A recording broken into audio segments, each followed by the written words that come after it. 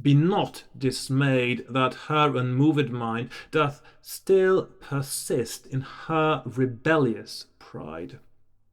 Such love not like to lusts of baser kind, harder won, the firmer will abide.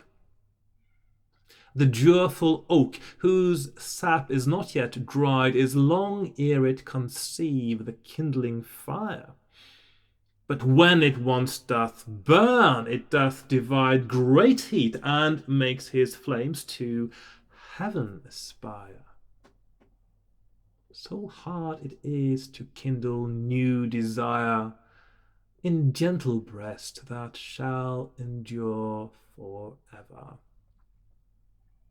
Deep is the wound that dints the parts entire with chaste effects that naught but death can sever. Then think not long in taking little pain to knit the knot that ever shall remain.